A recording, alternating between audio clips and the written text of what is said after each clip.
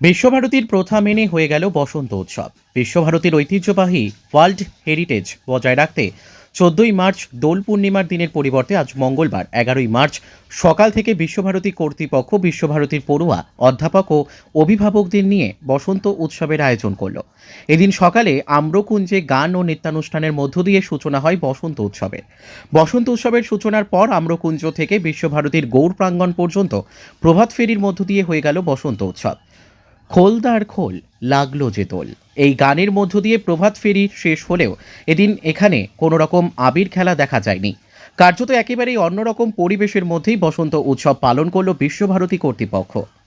বোলপুর থেকে শুভদীপ গুইয়ের report, crime press Bengal news.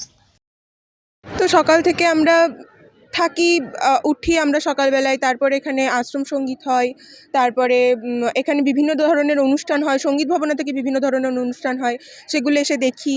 তারপরে এমনি টুকটাক ছবি তোলা তো আছেই নিজেদের মধ্যে।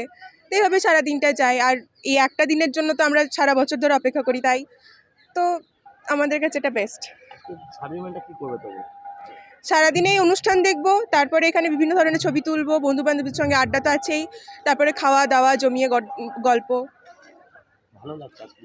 হ্যাঁ, আজকের দিনটা খুব ভালো লাগছে। তোমার নাম? আমার নাম পাওলি সাহা। আমার ফার্স্ট ইয়ার, তো এখানে আমরা খুব আনন্দ করছি, সবাই একসাথে মিলিত হয়েছি, তো খুব ভালো লাগছে আজকের দিনে। করছো আজকে? করছি বলতে বান্ধবীর সাথে এসেছি, ঘুরবো, ছবি তুলবো, বাস খেলবো, হোলি খেলবো, বাস। এটা পেয়ে কতটা আনন্দিত?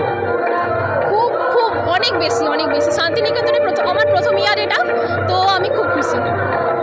করবে আজকে সারাদিন মানে?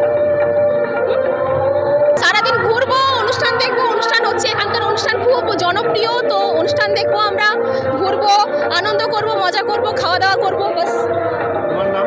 সুমনা তেওয়ারি।